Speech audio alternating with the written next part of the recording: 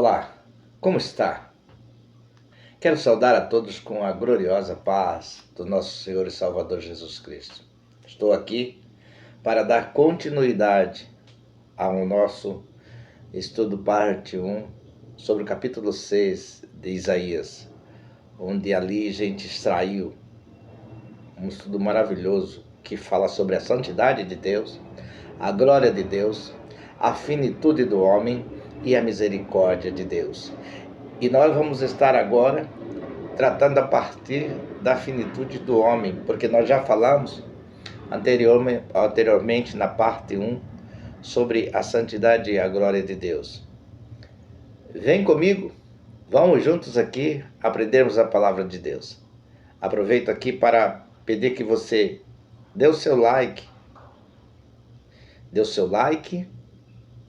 faz seu joinha aí, se inscreva e compartilhe o nosso canal e também comente aquilo que você aprendeu ou faça a sua pergunta ou até dê a sua sugestão. Fico muito grato pela sua participação. Então vamos lá. Vamos dar continuidade ao nosso estudo. E eu quero, assim, ler de novo o texto de Isaías capítulo 6, para ficar bem fixado para nós e aqui nós darmos continuidade. Isaías capítulo 6. Vou ler, os irmãos fiquem atentos. Vocês ficam atentos.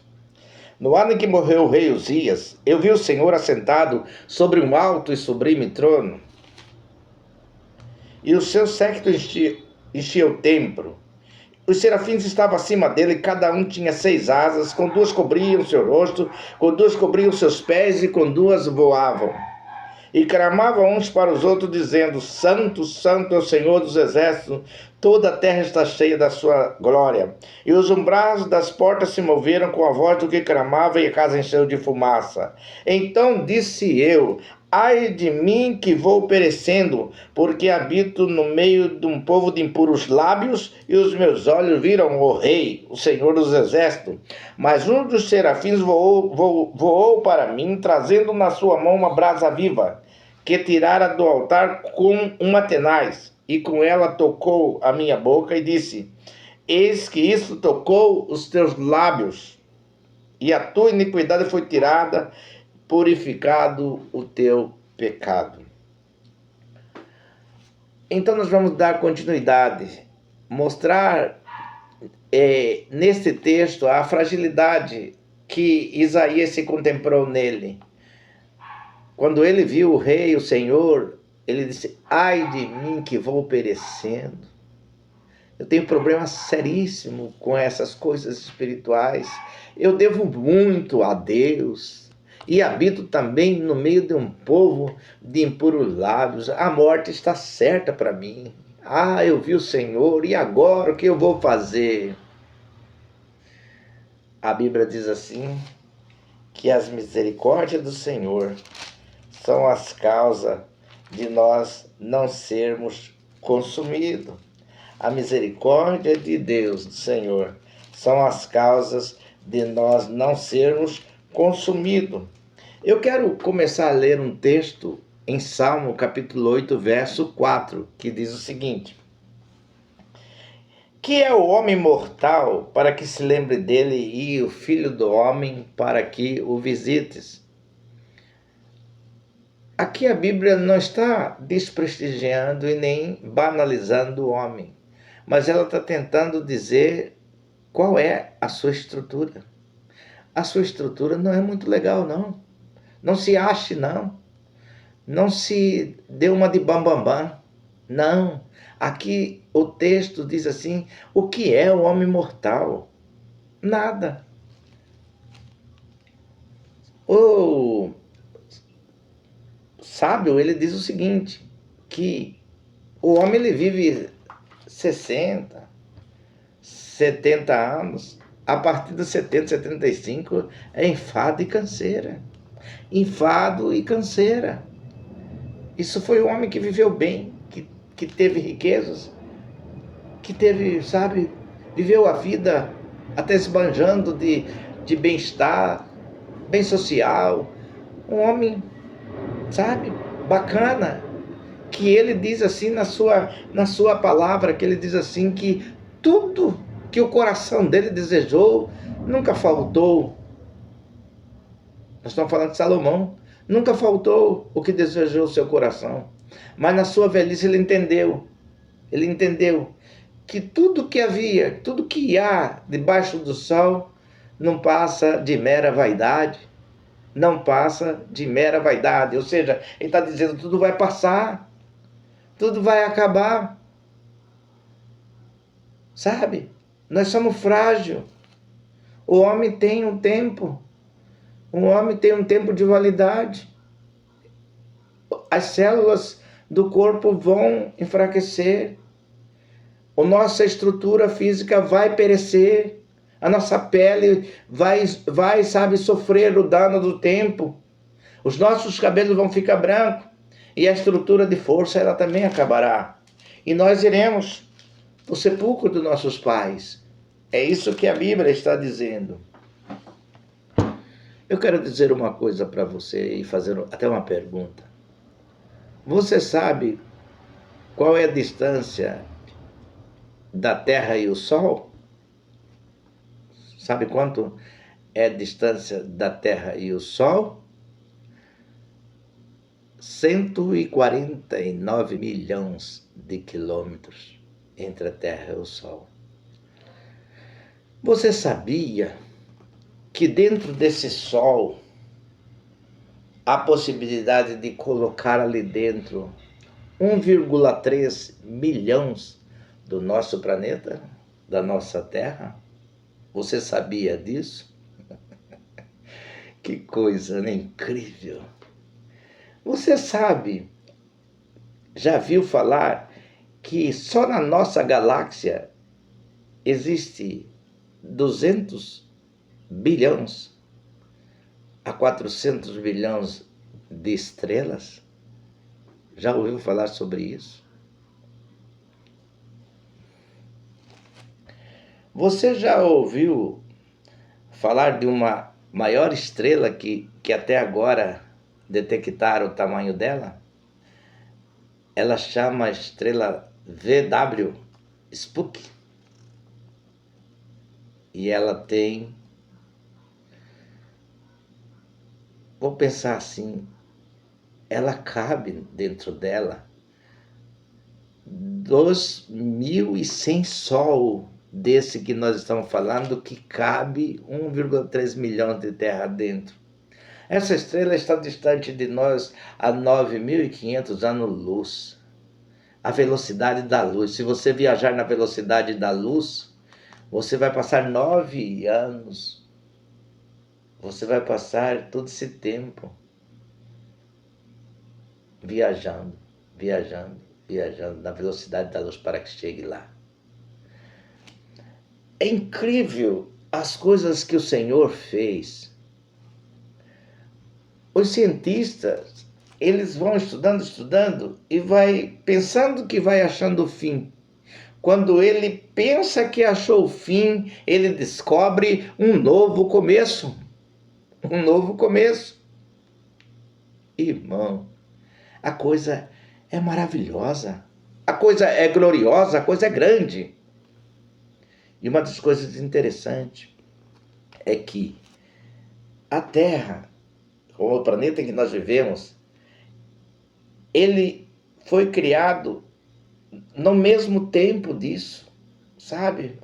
Ou depois um pouco, ou anteriormente. Eu sei que ele foi criado antes de tudo também. Quando você lê em Gênesis, o primeiro capítulo de Gênesis, que fala: no princípio criou Deus os céus e a terra, é isso que ele quis dizer. No princípio criou Deus os céus e a terra, o universo e essa terra que nós estamos morando aqui.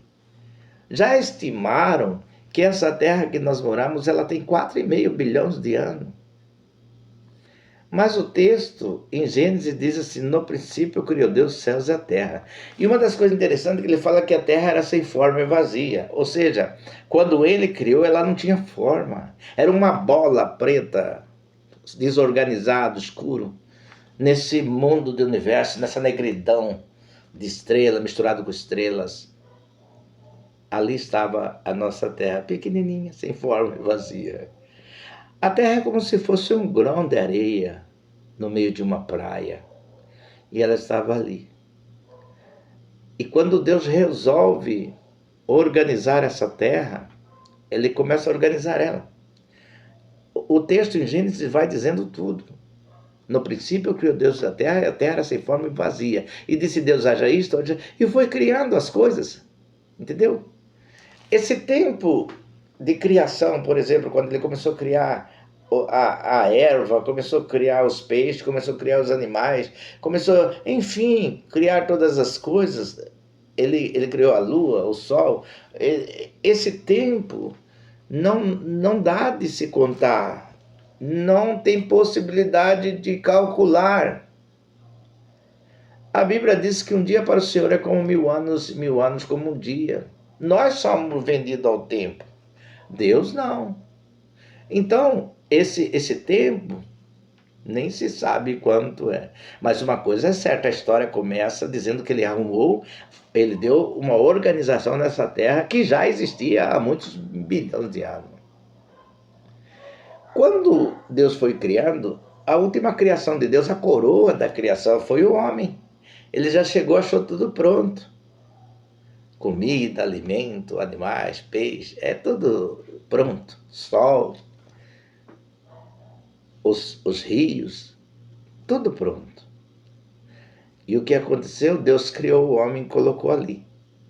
A partir de que Deus criou o homem, aí sim dá de fazer uma cronologia, porque eu já estudei a Bíblia, aqui a cronologia, e dá de ver que é um tempo contável.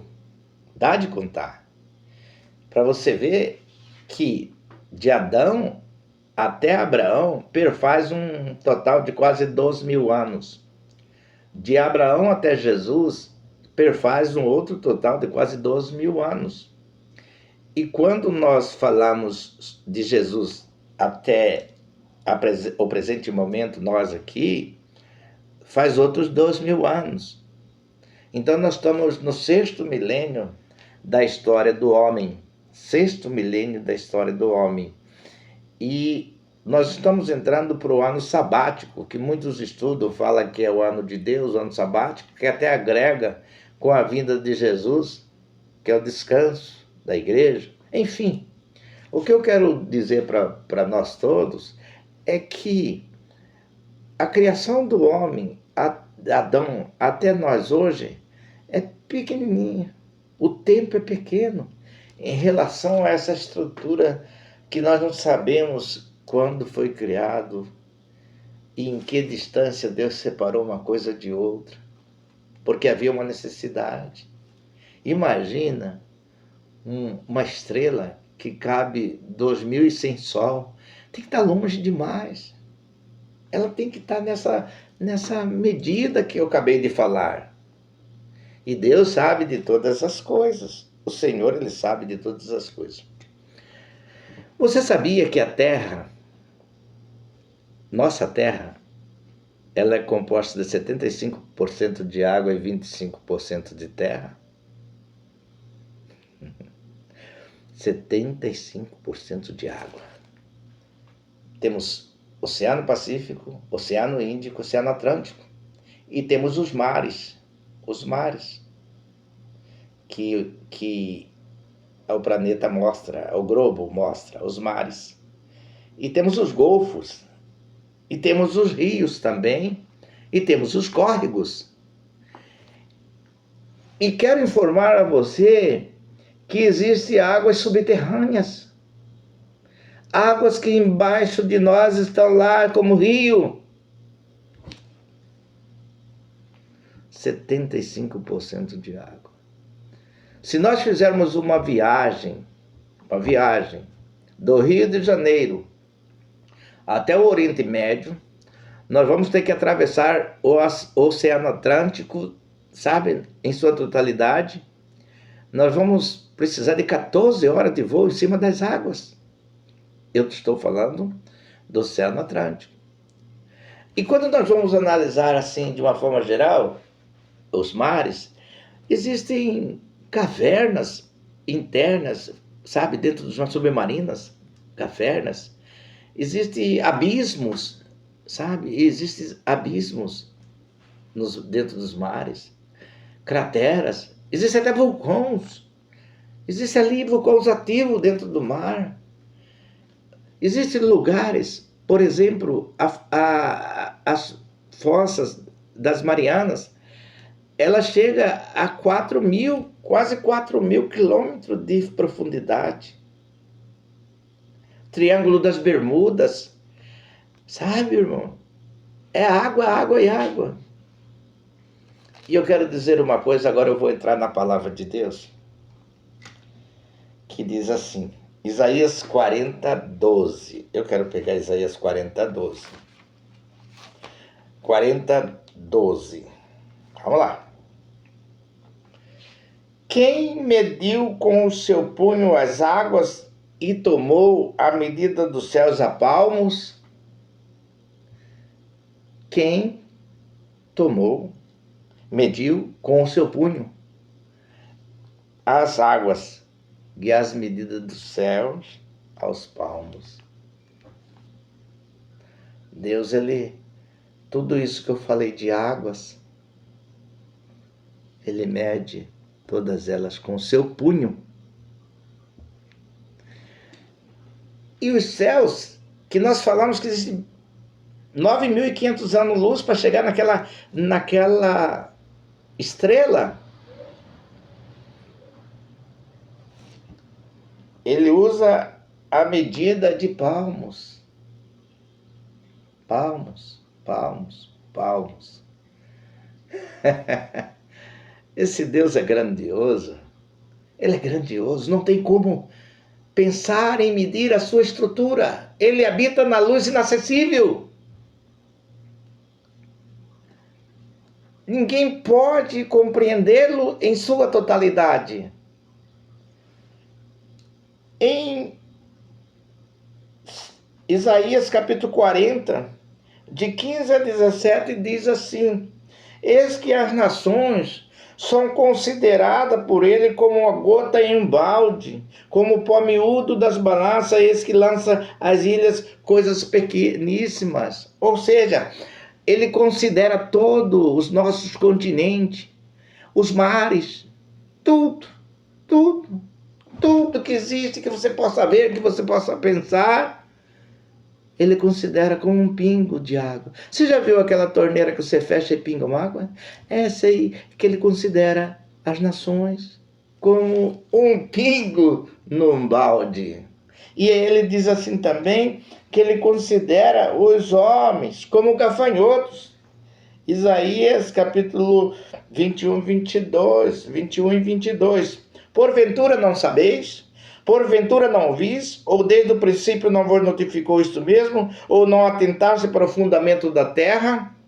Ele é o que está sentado sobre o globo da terra, cujos moradores são para ele como gafanhotos. Os moradores são para eles como gafanhotos.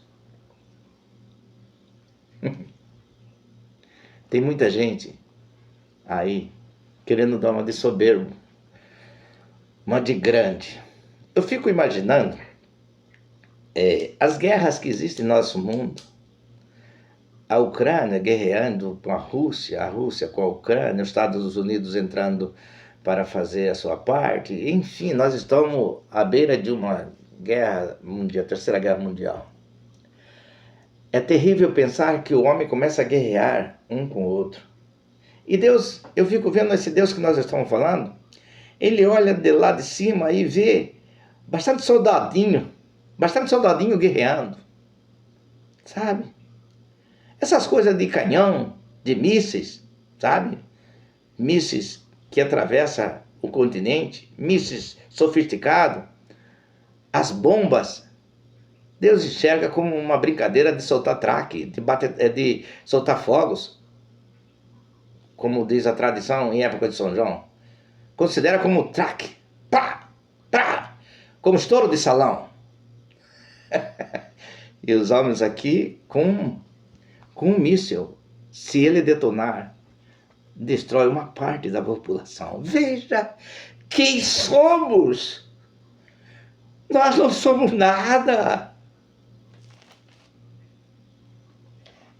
Em Salmo 103, 14, 15 e 16, Salmo 103, 14, 15 e 16, vamos lá, Salmo 103, diz assim: Pois, ele conhece a nossa estrutura e lembra que somos pó. Porque o homem, os seus dias são como a erva, como a flor do campo, assim floresce. Pois passando o vento, logo se vai, e o seu lugar não se conhece mais. E o seu lugar não se conhece mais. Veja a estrutura do homem, quem ele é. Ele é como a erva. Pois conhece nossas e lembra de que somos pó.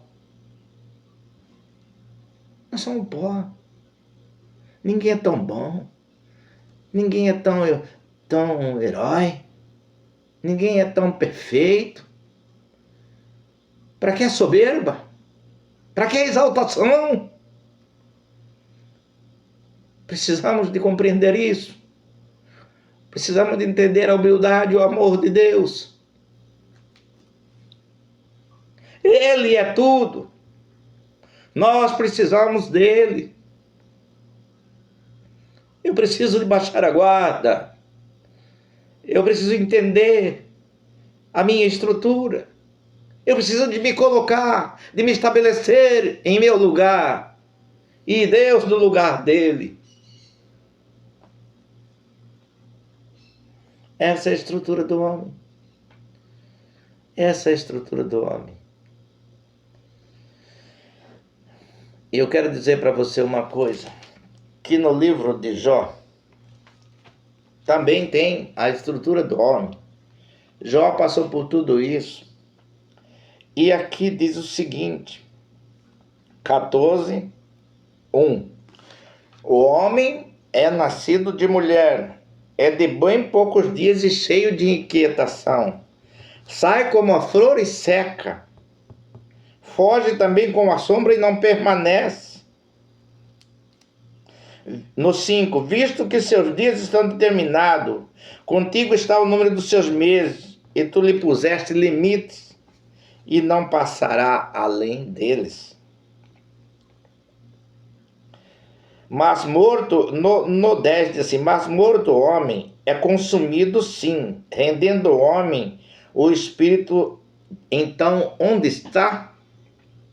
Como as águas se retiram do mar e o rio se esgota e fica seco, assim o homem se deita e não se levanta, até que não haja mais céus, não acordará, nem se erguerá do seu sono. Mas antes eu quero ler o 7, depois que falou que é como a erva. Ele diz assim, porque há esperança para a árvore, que se for cortada ainda se renovará e não cessarão os seus renovos. Se envelhecer na terra a sua raiz e morrer o seu tronco no pó, ao cheiro das águas brotará e dará uma planta nova. Você sabe o que ele está dizendo aqui? Que tem momento na vida que até a planta tem mais vantagem que o homem. Até a planta tem mais vantagem do que o homem. A planta, o texto diz aqui que há esperança para ela, que mesmo seu tronco caído ao chão e sua raiz envelhecer na terra, ao cheiro das águas brotará e será uma planta nova. Há esperança para a árvore. Mas o homem, quando ele deita, quando ele morre, quando ele vai daqui, não volta mais. Até que não haja céu, não tem jeito, não tem jeito. Morreu, acabou, com a morte sela o destino do homem. Não tem jeito. Veja a finitude do homem. Isaías diz assim, ai de mim que vou perecendo, porque os meus olhos viram o Rei, o Senhor dos Exércitos. Não há esperança para o homem. Então, sobre esse assunto da finitude do homem, é isso que o homem é. Eu quero que você se conscientize e coloque-se no teu lugar. sabe? Que, embora, eu vou fechar com mais uma informação minha. Embora o homem seja tudo isso, ele é a glória da criação. Existe um lugar que o homem tem sua glória. Por mais que tudo que eu falei, tudo que eu coloquei é secundário, mas a glória do homem é primário. Deus deu ao homem domínio sobre todas as coisas. Deus deu a nós para que colocasse nome de todos os animais. Deus nos deu autoridade para vencer. A glória do homem. Você quer saber de uma coisa? Esse dia eu estava conversando com a minha sogra e eu estava dizendo para ela, ela está com uns 92 anos de idade. 92 anos de idade. Eu estava dizendo para ela como nosso, e para outros também que eu converso, como nós somos uma máquina. Como nós somos uma máquina.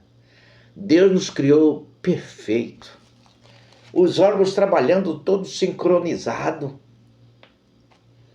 Entendeu? Tudo sincronizado. Quando um sofre, o outro sofre também, porque um depende do outro. A nossa mente, o cérebro, funcionando, mandando informações para todos os nossos nervos, pontas nervosas, sabe? Por toda a nossa perna, sabe? Informando para nós aquilo que deve ser feito ao nosso cérebro. Imagine, irmão, um coração batendo 92 anos, dia e noite sem parar, dia e noite sem parar. Que grandeza de Deus. Tem gente que ainda fala que nós somos produto de uma explosão. Nós somos produto de uma explosão. A teoria de Big Bang fala que a Terra é produto de explosão. Que explosão? Eu nunca vi explosão causar um efeito tão maravilhoso.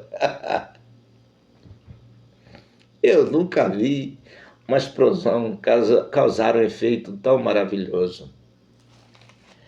92 anos, o coração batendo de dia e de noite.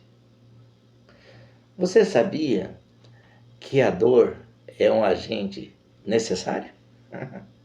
Você sabia que a dor é um agente necessário? Porque pela dor nós estranhamos objetos que nos causam dor. E nós vamos procurar se curar definitivamente dessa dor. Há um lugar de onde originou essa dor. A dor, a febre, tudo que acontece em nós é um sintoma que sentimos para indicar que estamos com problema. E eu quero dizer para você uma coisa. Que toda essa máquina que somos, perfeita, que Deus criou, sem Ele, é apenas uma máquina. É apenas um instrumento de uso aqui nesta terra. Mas vou falar uma coisa para vocês, que esse corpo, essa máquina, é perfeito, para chegar, ela ruim, às vezes fraca, ela é a realidade para chegar no ideal. É uma realidade o nosso corpo para chegar no ideal. Por quê? Porque Deus nos dará um novo corpo. O nosso corpo será transformado em corpo glorioso. Este é uma realidade para chegar no ideal. E agora eu quero falar para vocês sobre a misericórdia de Deus. O Senhor, Ele é misericordioso. A Bíblia diz assim que a misericórdia do Senhor são as causas de nós não sermos consumidos. A misericórdia do Senhor são as causas de nós não sermos consumidos. Pois a sua misericórdia não tem fim. A sua misericórdia não tem fim. Isaías falou, ai de mim que vou perecendo, porque habito no meio de um povo de impuros lábios, e os meus olhos viram o Rei, o Senhor.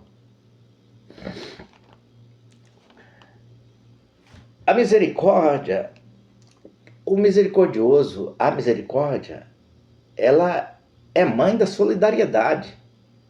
Porque quando você é misericordioso, Você é solidário. Entendeu? Então ela é a mãe da solidariedade. Interessa pelo sofrimento alheio. Deus interessou pelo nosso sofrimento, a misericórdia.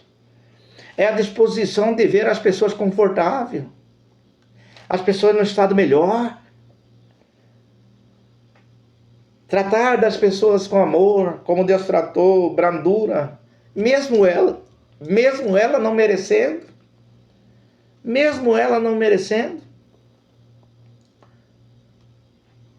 perdoar, sempre, doar-se. Deus sempre fez isso por nós, porque Ele é um Deus misericordioso. Aleluia! É uma expressão de gratuidade do amor de Deus, ou seja, Deus, Ele nos salva de forma gratuita. Ah, mas eu pequei tanto, eu sou tão vil. Deus, a sua misericórdia vai acima de tudo isso. Ele diz assim que pode uma mãe desamparar o filho que tanto ama, eu, porém, jamais te desamparei. A misericórdia do Senhor é isso. É o que Ele fez por nós sem nós merecermos. E diz o texto da palavra, Isaías, que quando Ele falou sobre isso, um anjo, um serafim, pegou uma brasa viva do altar e veio e trouxe como uma tenaz e colocou no seu lábio e disse: purificados estão os teus pecados. Purificado estão os teus pecados. Sabe o que acontece isso? É uma representação do que Jesus fez com a vida de cada um de nós.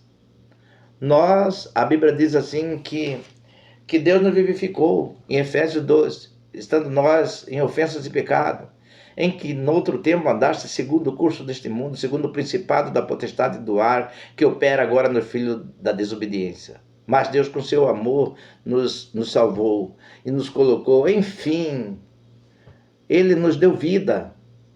Ele, purificou nossos lábios. A Bíblia diz: conhecereis a verdade vos libertará. Aquele que matava não mata mais, aquele que falava palavras torpes não fala mais. Enfim, houve uma santificação da nossa alma e os nossos lábios produzem aquilo que está dentro dos nossos corações. Tudo isso por quê? Porque somos bonzinhos? Porque somos especiais? Não. É porque nós temos um Deus que é misericordioso. Eu vou falar uma coisa para vocês. Deus é tão misericordioso que diz a Bíblia que Ele não quer que ninguém se perca, mas que todo venha ao arrependimento. Tem pessoa que abusa tanto desse amor de Deus que até peca premeditadamente, sabendo que amanhã ele vai ajoelhar e vai receber a graça de Deus. Amém. Deus perdoa.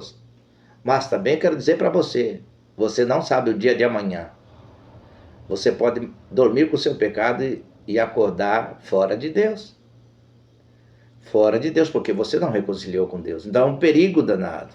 Então eu quero dizer para você uma coisa, que a misericórdia de Deus é tudo isso. É um Deus maravilhoso, nos salvando. Um Deus que criou o universo. Primeiro, um Deus que é santo.